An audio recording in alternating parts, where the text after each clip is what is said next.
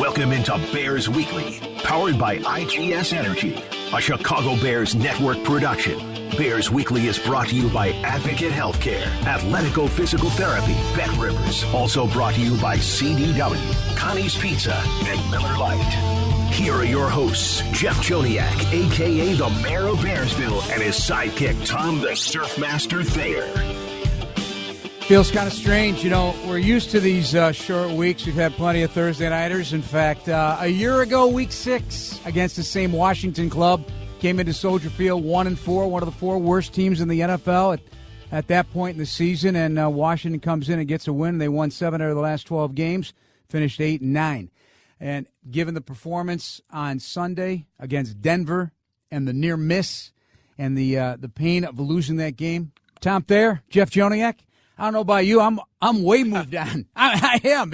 It's weird. It's only Tuesday. I've been diving in deep into Washington. We leave tomorrow, and hey, let's play another one and get that bad taste out of the mouth. How you doing tonight? Yeah, it's equally as busy for us as it is the players. They're more on their feet and they're more learning a new game plan. But we have a lot of obligations that usually we have a little time to fulfill, but now we have no time and we still have to fulfill those same obligations. But you know what? The one thing that I wish it wasn't a Thursday night game, because I wish the Bears had more to take away from this tape on the things they did good, the things that they can build upon, the things that they could use in this week's game plan. I think there are some things you could use, but you would like to have a little bit of time to study, think about them, go over them, rehash them over in your mind and on tape, but you don't have that luxury. But I still think they learned a lot about themselves, of things they can use moving forward. It's interesting because the defensive coaches met with the media here today up at Hallis Hall, where I'm situated right now. And I was talking to Travis Smith, and we're talking about, and we'll hear some of it, loafs and near misses on sacks so far this season. And he thought I was just talking about this week's guy. I said no, because they haven't even gone through the full grading of that tape because there is no time. So it is right. It's real. I mean, you lived it in your career on short weeks, so it's on to something else. So, you saw a lot on tape that was good, and today Justin Fields did as well. And a tip that he feels now is maybe the tip of the iceberg of confidence growing for the offense. I think so. I think that is the case. Like I said before, I think we took a step in the right direction as an offense. We know we still have some things to work on, but I think, like I said before, we kind of took a step in finding, who we are as an offense, our identity, and just really just going out there and playing football. So I think everybody definitely took a step and is more confident going into this week. But to be honest, we always go into games confident, but we got some guys down on defense right now, so we know we got to help out our defense by scoring points, keeping our defense off of the field and, just setting them up for great field position when we don't score and stuff like that. So, I think the biggest thing for our team is, playing complementary football, all 3 phases: offense, scoring points, defense, getting takeaways, and, of course, winning on special teams. So, I know that's our sole job as an offense, is just to, help out the other 2 phases. Well, interestingly, going back, you saw a lot of man coverage against the Bears in this game. They switched to zone, and I'm assuming Ron Rivera will have plenty of all the above. And so how he attacks this now moving forward after having his first 300-yard game, 100-yard receiver, 100-yard running back. Bears ran the ball well, 177 yards. What are some of the more detailed things that you liked offensively, the play design by Luke Getsy, the calls, how they were stacked, and how it all worked? I like them using a flea flicker. I think it catches teams off guard and off balance. I like the quick pitch to Khalil Herbert when they were blitzing from the opposite side and opened up a clear running lane. I like the job that the offensive line did up front to open up opportunities for Khalil Herbert and Rashawn Johnson to be able to hit the hole in full stride, which their momentum and power carry them to the third level and beyond. What I liked most about the game was the arm confidence that Justin had in himself. Because, when you look at some of those passes that Justin threw in the game, it's not people convincing him to do it. It's the coach calling the play, and then Justin convincing himself that he has the talent to get the job done.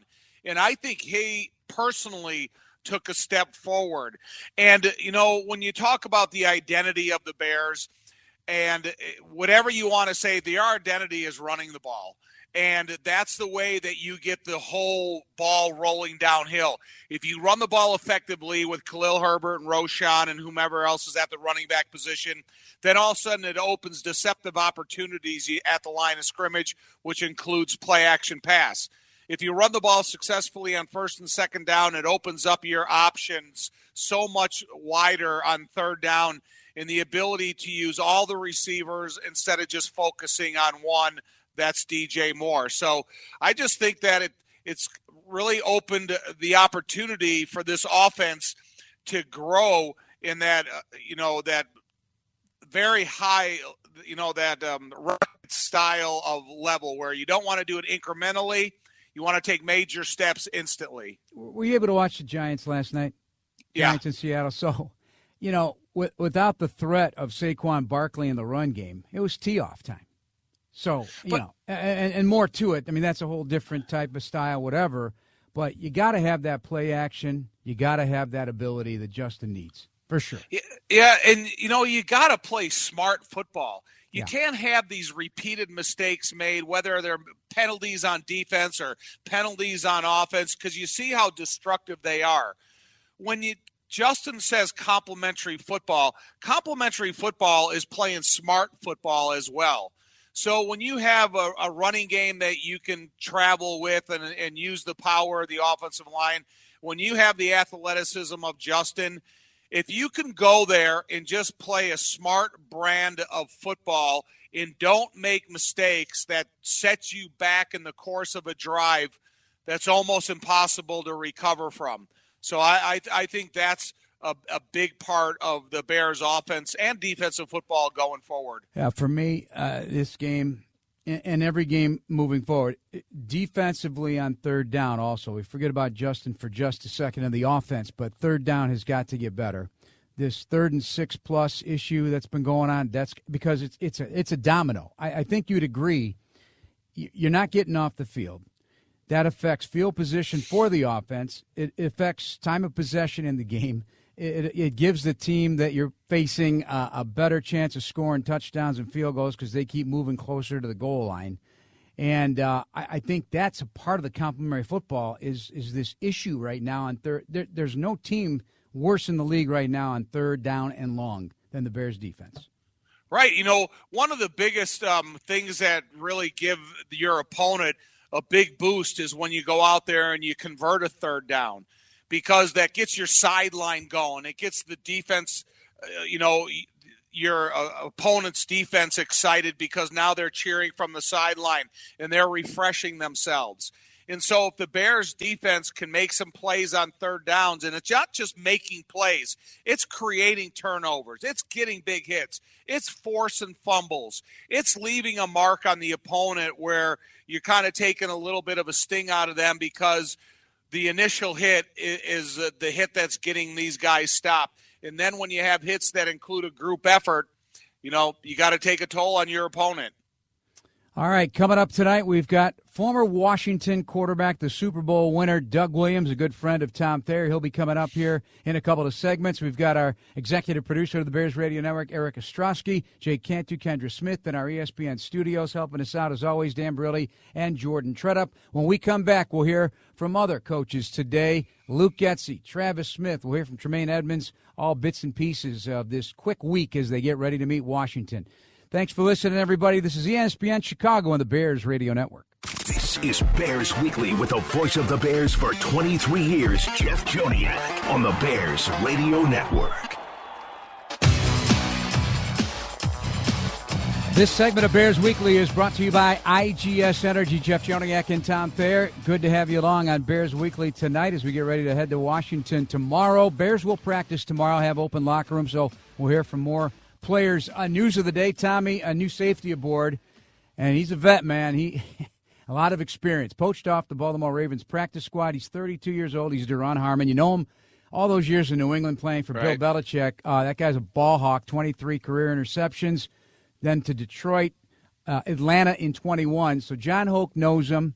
They call him the closer in New England because that was his nickname, and he and John developed a nice relationship, so that no doubt helped get him here. He was at Vegas last year. He's played a lot of football, Tom, but he's a real smart guy, and I think that secondary, as young as it is, and all the injury concerns, every little bit helps right now. And I don't know what his status will be, but he's on the roster right now. Yeah, as quickly as you can learn the assignments and what they're being taught here, the quicker that you can get on the field and help contribute. But, just a little sneak preview of the Bears Game Day Live that we'll be doing from the sidelines in Washington. Jaquan Brisker is my player to watch because, Jeff, even though they're bringing a new safety aboard and there's been a lot of shuffling of the defensive backs, I kind of need more out of Jaquan Brisker because he was the type of guy that was going to come in here, and I thought that he would have a physical presence each and every game. I thought that he would figure in some of the reluctancy to catch the ball in the backfield because of the way Jaquan Brisker could play, and I thought he would offer a little bit more at or near the line of scrimmage. So I think this is the perfect coming out party for Jaquan Brisker. He had a huge game in New England last year. They went and played in New England. So just a little sneak preview, even though they're bringing in a 32-year-old safety to come and contribute, which I want him to contribute, I want to see more out of this young player, Jaquan Brisker. Do you notice anything different on how he's being aligned and used than a year ago? I just think that you have to be cautious because you're not getting that immediate pressure on the quarterback by the four-man rush or even if you include another rusher there. And then you got to make sure that you keep him in the deepest of the deepest or in an area that he can provide, extra help in the defensive backfield. So I think it's just a product of not getting pushed with four that you have to be more protective in the back end. All right, let's go back to the offense. Luke Getsy on the offensive improvement in Denver at the podium today, the Bears offensive coordinator. Well, I think, as you look at the way that game played, we had 78 snaps instead of 50 snaps that we've had each of the first couple of weeks. So that part of it, just showing that we were able to play go into the game plan and play the way we wanted to play, and we were able to run the ball. We talked about explosives last week, how we were lacking that. We were able to go get those in the run game. And anytime you're able to do that, that's going to open up other things for yourself. And so, it was an opportunity for us to go out and we executed a little bit better in each area, and we were able to create more explosives, and that, always leads to more points. How do you evaluate how do you discern how much of that is progress and how much of that was facing the worst defense in the league? Well, everybody in this league is really, really good. So I wouldn't take that for anything as far as who you're playing against from that extent. Every challenge is different as well, right? We go up against a team this week that is loaded and, as good of a front five as there is in this league. And so it's a different type of challenge, but one we can build on, as we continue to go through the season. I'm glad he answered it that way because even looking at Washington, their defensive statistics are not sparkling, but we know what the players look like. I mean, you separate the stats from the actual talent, and this game, it may be the best front four you're going to play all season.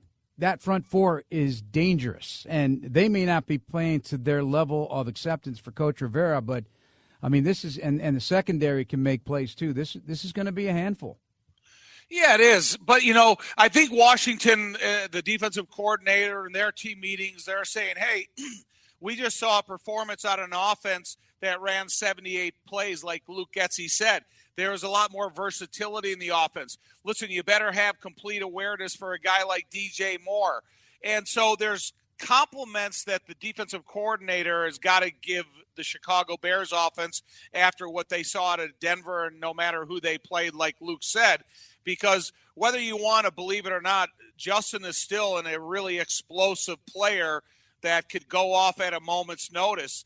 And if you get defensive linemen on Washington or that front that's exposes a little bit too much space, or they get a little fatigued, and then that's when you can use all facets of this offense and continue to attack with the plays looked like that he called this week. Well, we like the movement. We like the boots.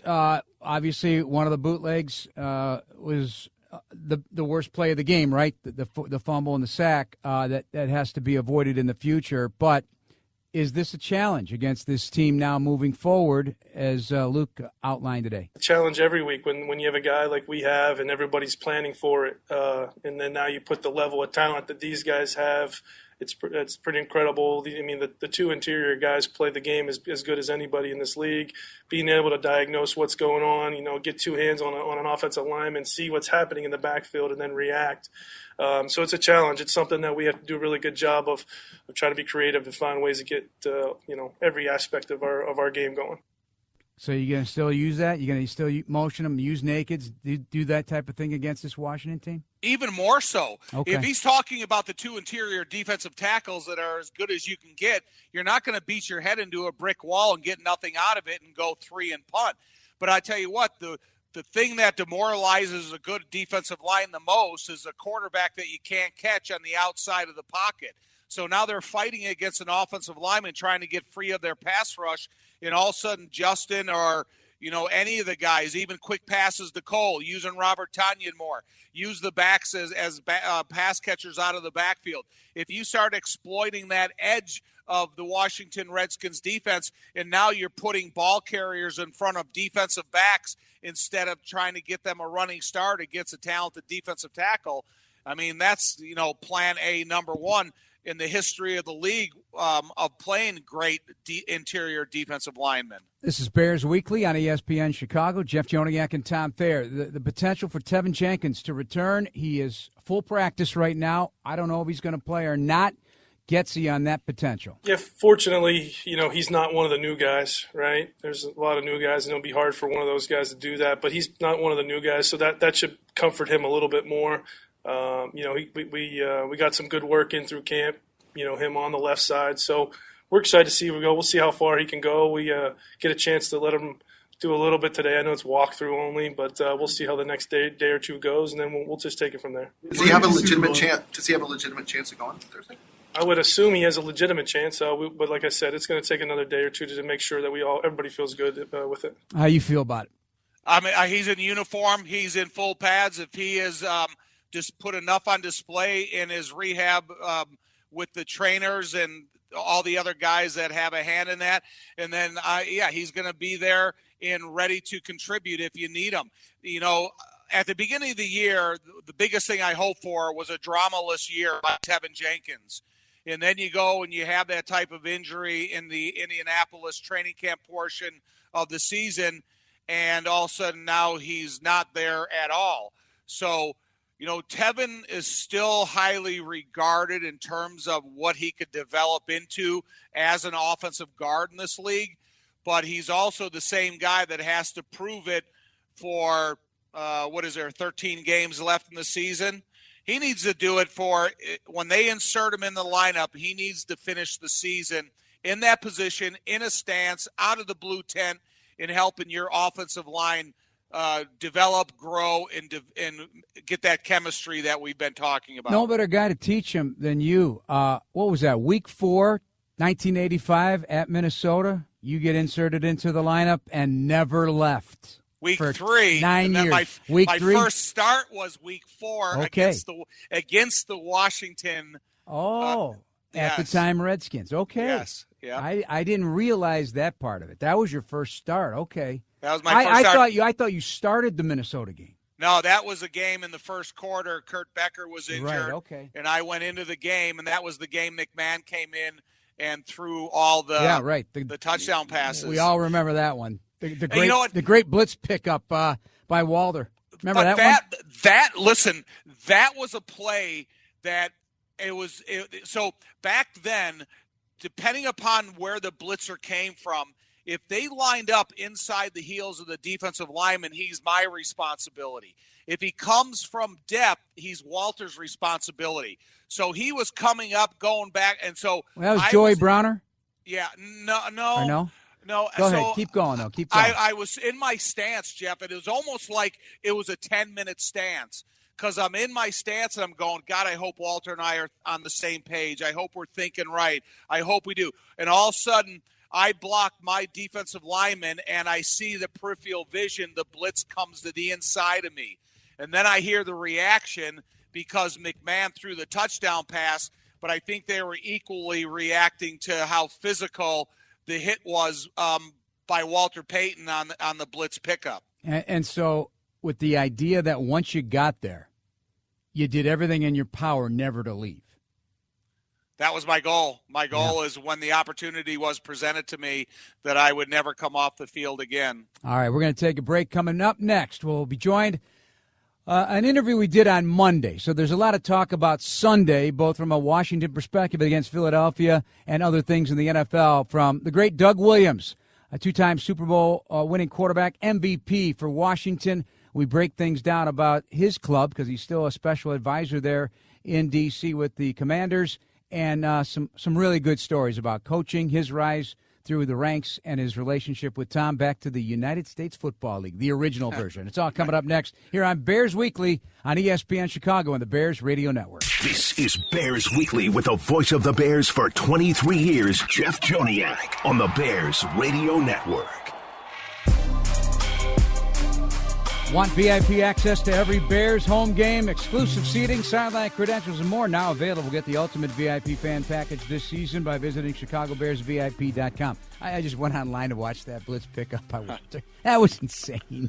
And we were just talking about before the break. If you just joined us, this is Bears Weekly. Jeff and Tom with you, getting ready to fly to, I guess, Baltimore, and then head over to Landover, Maryland. We're actually staying, I think, in Maryland. So anyway, the fact is that must have made you sweat a little bit, on that blitz pickup. Listen, Jim McMahon didn't start that game. He had just talked himself back in the game because we were losing. If Walter and I would have been on separate pages and we would have let that blitzer free, he would have hit and possibly re-injured McMahon. So there was a lot of things that are going through your mind, and that's what I always talk about, the increments of time. That seemed like there was 10 minutes of information that went through my mind within 15 seconds. And remind me to bring this up when we hear from Travis Smith, the Bears defensive line coach, just about everything that goes into one rush. He was going through it today. My mind was spinning. And you can't think. If you think you're beat. That's right. I can tell you this, though. I know this. This is knowledge. Doug Williams is a great guy. Doug Williams, kind enough to join us from Washington for our podcast, Bears, Etc. You can catch that Tuesdays and Thursdays each week. We interviewed him on Monday. Tom set it up, good friend from his USFL days. But you're talking about a guy who, from Zachary, Louisiana, outside Baton Rouge, I believe, to Grambling in the mid-'70s. High draft pick, first-round pick at Tampa Bay, Arizona Wranglers, to Washington, two-time Super Bowl winner, one of the greatest players in Washington history. But that's just scratching the surface of a man with a long resume and a deep love of the game of football. Some of our interview here now with the current senior advisor in Washington with the Commanders. Tom takes it away with Doug Williams. How is the influence of a defensive-minded head coach in Washington? Because you look at guys like Jonathan Allen and your defense as a whole, I think it's a solid defense. How is the transition with Ron Ben from new ownership to the head coach position that he's held down for a while now? Well, I think Ron got here, this is his fourth year. 3 years ago, it was with the old ownership. And we knew defensively we had some people already in place, and then they brought in Chase Young, which everybody expecting, this defense to really gel. You got 4 first-round picks across the front line. To me, that's almost unheard of. So you expect this team to gel. And I think Ron being a defensive coordinator, you got Jack Del Rio working with you. I think at the end of the day, the other day might not have been as good as they would have liked for it to have been, but this defense has been playing pretty good. If you're a quarterback on the other team, there's one thing you know about this defense, that they're going to get after you. And I like what they're doing, and if they can keep doing it and everything come together and put this offense together, which played well yesterday, I think eventually, we'll be happy with what's going on. What should we know about your starting quarterback? Hey, you know what? We drafted him last year in the 5th round. You're talking about a kid that a lot of people had him in the 1st round.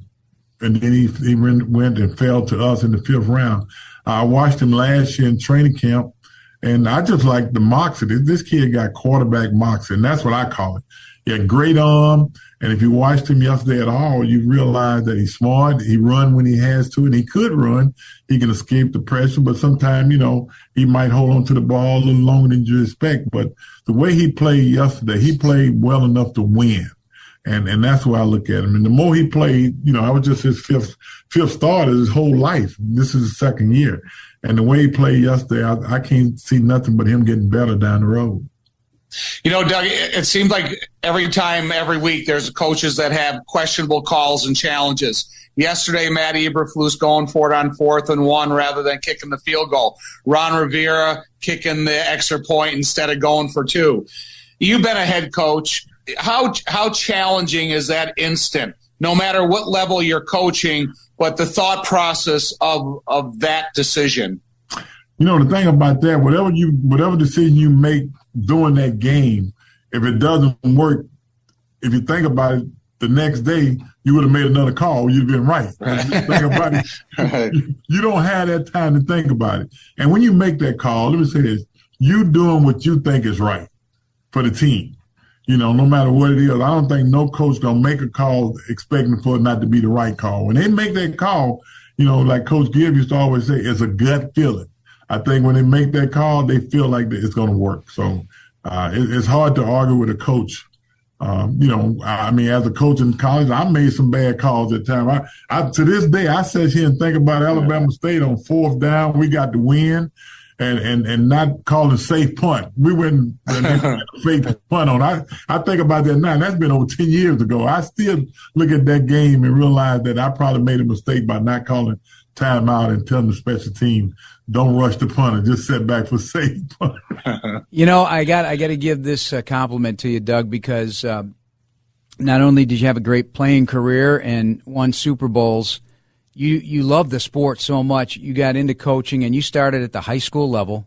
You started I believe your first college job was at, of all places, Navy as a running back coach. No, I was running back coach at Navy. Yeah, Navy Academy. Wow. Yeah, so okay, he's a running back coach, and then you start working your way up the ladder, going into the college game. Then you transition out of that back into the NFL as an administrator, as a personnel man, and your current role still in this sport. Like, you didn't ask for anything special. You got to work your way up. I mean, my oldest brother was a high school basketball coach and a principal. And, I just wanted to be involved. And when I went to high school, the greatest thrill of my life was when I went back to my own high school, coaching on Doug Williams Field, and we had the first undefeated season in school history. And then we went to playoff, and we got a chance to win 2 big games and bring Peyton Manning to Doug Williams Field. Wow! And we ended up beating Peyton Manning in the playoff. We both was undefeated. They was number 2 in the state. We was number 6 in the state, and we brought them to our field. They had Archie Manning, they had Eli Manning, they had every coach in the SEC on Doug Williams Field. That was a great feeling. And it was a small school behind the pines. That's what we call our field.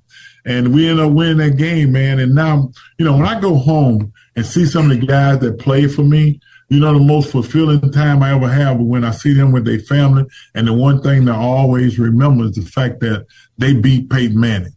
You're talking about one of the greatest quarterbacks of all time. They beat Peyton Manning. They watched Peyton Manning play in pro because why? They realized they beat him.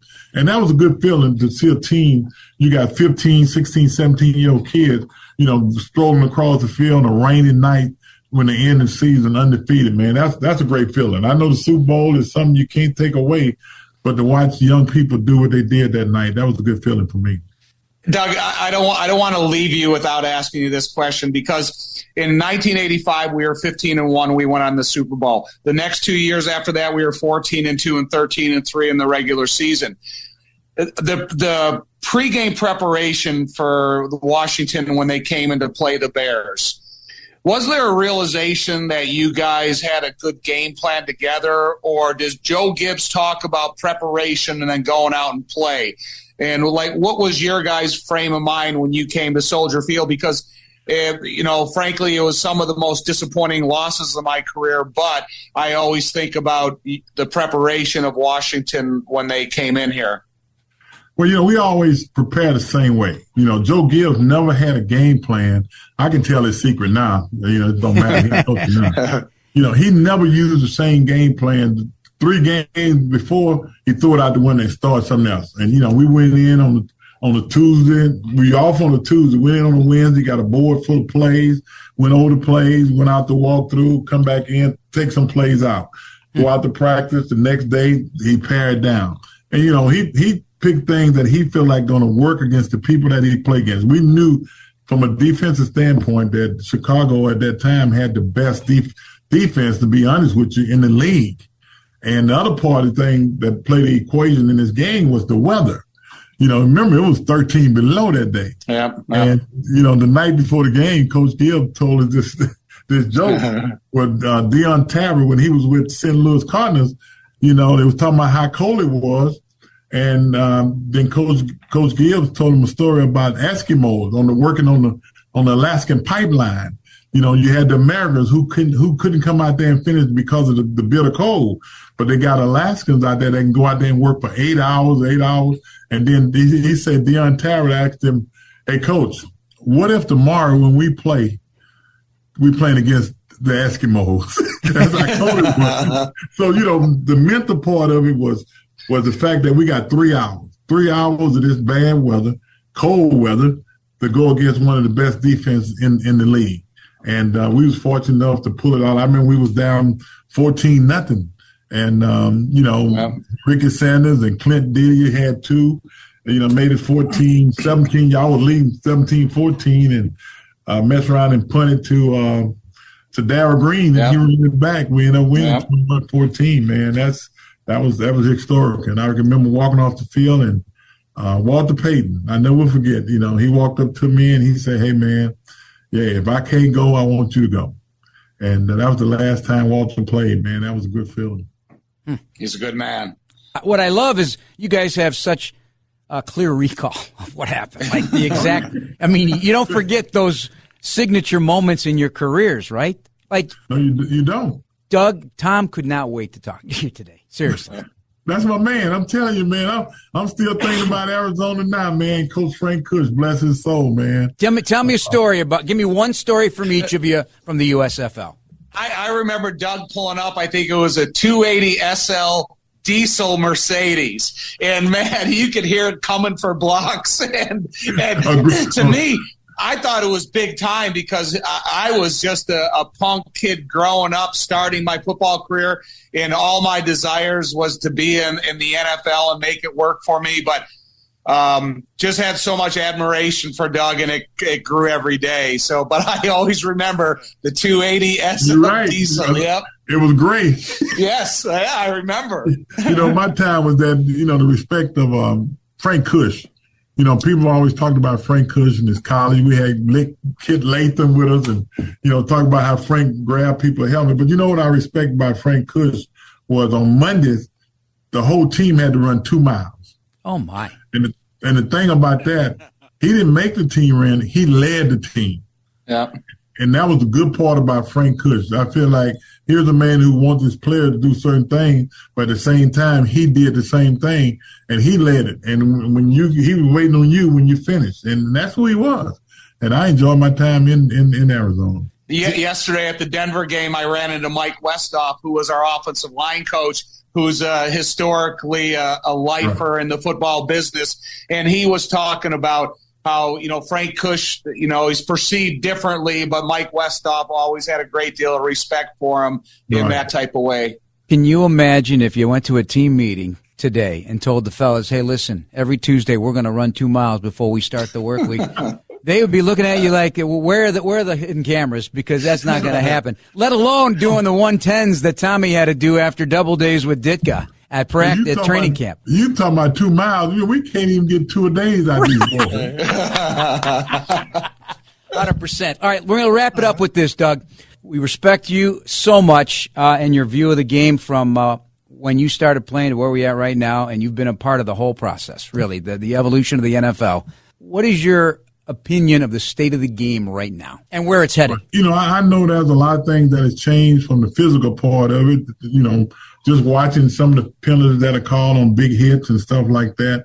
Back in the day, that was part of the game. And as a quarterback, that two-step rule didn't matter to me and the other quarterback back in the day. I think they changed it for the good of the game because, today this game is all about the quarterback. If the quarterback is healthy and he's a good quarterback, you want him to play. And I think they're trying to make it as safe as they possibly can. Some people think they're making it a two-ain't-touch game. A lot of teams don't tackle as much in practice and training camp, and they say that's probably the reason why. But at the end of the day, I think it's still a game. Watching the game last night against Kansas City and the New York Jets, man, I saw the Jets defense played out of their mind. That was great because they had the quarterback frustrated. They didn't know what to do. And it's good to see that, but it's bad to see Aaron Rodgers looking at that game. You wonder what it would be with New York if he was playing today. And I think that's the worst thing. The guys that probably should be playing that's not playing, but to give people an opportunity to play this game. It was just a portion of a long conversation with Doug Williams, Tom, and that leads us right into, Pete Carroll today upset over that tackle on the sidelines of Geno Smith, called it a drop hip tackle, and he says he wants it out of the game. He doesn't care about the penalty. He goes, quote, "We just got to get that out of ball. It's so dangerous." And it was from Isaiah Simmons. In the instance of time, Jeff, you don't have a chance to adjust your body weight, or you're just thinking about stopping whomever the ball carrier is. It would be like saying the safety that just came back, played 9 plays, went to tackle the quarterback and got hit in the head by the leg of the quarterback and got knocked out. And listen, you can't control that either. If you only gave a tackling target of maybe 10 inches on the human body, you're going to ruin football. It's just the unfortunate side of some of the uncontrollable. All right, Tom, we got to take a break. When we come back, we'll continue to break down Bears and Commanders. It'll be coming up on Thursday night right here on ESPN 1000 and the Bears Radio Network. This is Bears Weekly with the voice of the Bears for 23 years, Jeff Joniak, on the Bears Radio Network.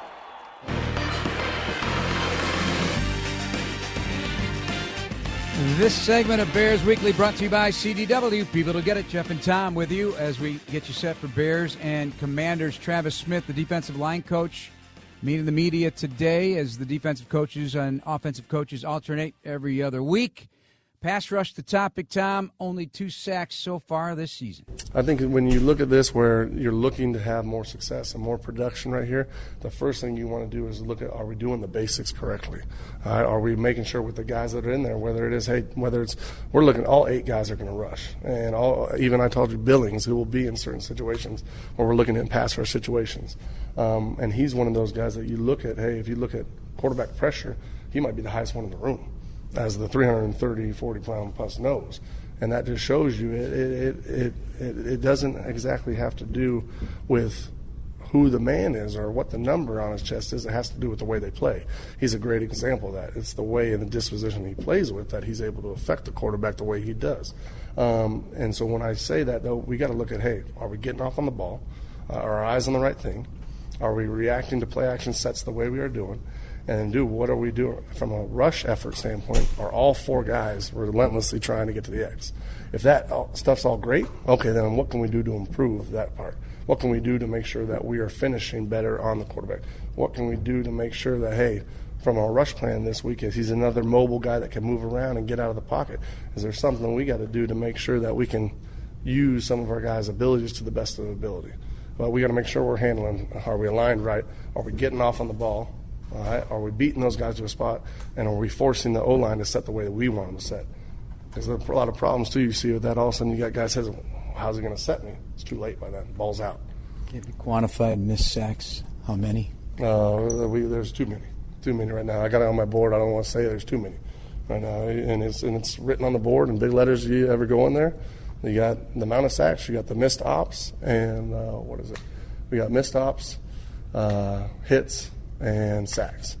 And the missed ops, where we put up there exactly how many that should have been had, is far too big right now. Can you ballpark that for? Can you give some sense? I'm not even going to say it right now. It's too many. What defines a pass rush loaf for you? From snap to finish. Driving trucks, so you think about that being down the middle, pad level's too high, looking for the ball, not getting off on the ball, not second effort. So any of those things, but usually we talk about finish every down unblocked. Finish every down unblocked and pass rush too. So if you finish right here and I'm head up on you and I'm looking for the quarterback, but I'm not playing with extension, I'm not moving my feet, I'm not working to an edge, that's a pass rush loaf in our mind. And how's that level going? I think if you look at effort from the standpoint in the game that we haven't fully graded just because it's a short week. But for the season. For the season right now, I think it's good. It's not great. It's not great at all. It needs to improve.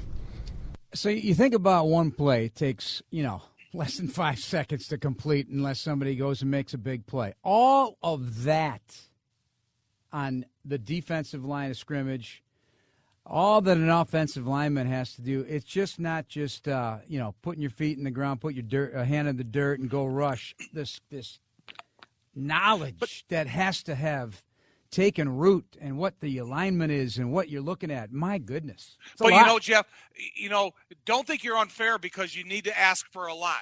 The average football play lasts 4 seconds. In the totality of an entire game, there's 11 minutes of action. So when you talk about loafs or non-productive plays or how you have to focus your attention, you look at 2 plays from this past week's game. DeMarcus Walker tackle for loss. Great angle of attack, put the offensive lineman in an unblockable position, then reacted off of him, made a tackle for a loss. Then they got Andrew Billings where they're trying to screen to the left-hand side. He immediately, through his process of rush, he reads that the offensive lineman has released him too easily, and he takes off on a sharp lateral angle, and Russell Wilson has to turf the football. So every single play is different, but every single play, their defensive line is capable of making a play if they do their job according to plan. So we're not asking for an unrealistic amount of effort. You're asking for 4 seconds of play of action. Great stuff from Travis Smith. Coming back, we'll hear from John Hoke. That's Tom Thayer. I'm Jeff Joniak. This is Bears Weekly on ESPN Chicago and the Bears Radio Network. This is Bears Weekly with the voice of the Bears for 23 years, Jeff Joniak, on the Bears Radio Network. And this segment of Bears Weekly brought to you by Athletico Physical Therapy. Visit athletico.com to request an in-clinic or virtual appointment and start feeling better tomorrow. Final moments with Tom Thayer, Jeff Joniak. One more interview, chunk of John Hoke, Bears secondary coach, also the pass game coordinator, talking about the rookies. They're thrown in there, right? You got Jalen Johnson, who could return this week, but Tyreek Stevenson, Terrell Smith, the rookies. How they fared so far? Oh, there's no question. It's like anything. You want to be a good writer? Right. You want to play a good football player? Play football. You want to play golf? Be a good golfer? Play golf. So the more reps they get, they'll improve. They'll keep getting better. Every play is a valuable play, and it's experience. You look at some of those guys that you guys have been around and covered. Can you imagine the number of practice reps and game reps a guy like Brian Urlacher logged in all his years, Charles, all those guys? So as long as and these guys they're conscientious, they want to do it the right way. They love the game of football, and every rep you got to maximize, and it just becomes, okay, that's an experience. All right, this is going to be another. Every play is going to be a new experience for them. But the more they play, the better they'll get because they'll start recognizing things faster. What have you learned about them? About them, they like to play. They look like it's not too big for them. You know what I'm saying? They're pretty composed, and they have a lot of confidence in themselves, and we have a lot of confidence in them. And I thought they held up good. They went in there with the right mindset, and obviously the end result wasn't what we wanted, but as long as they keep improving, that's going to be a big thing for them. All right, and they got a good receiving core to deal with. And what's your thought on the quarterback of Washington right now? Big Sam, Big Tom. Oh, I think he's. I was waiting for John Hoke to answer. You know what? Sam Howell. You got a minute. like Doug Williams said, he's a guy that has a lot of college experience. He wasn't drafted to the mid-round, so that kind of always forces those types of guys to put in that little extra effort because they're never going to get that. We used to have a reference to first-rounders. We used to call them they were in a special club. As a fifth-rounder, you're not going to be a part of that special club, so you're going to have to work every day to impress. All right, well, it should be fun heading to take on the Commanders. See Ron Rivera, the ex-Bear, your Bear teammate, now running the show over there in his 4th year. Cole Kmet gets to see his uncle Jeff Scanina, the defensive line coach in Washington, and it is a good one. That's going to do it for us.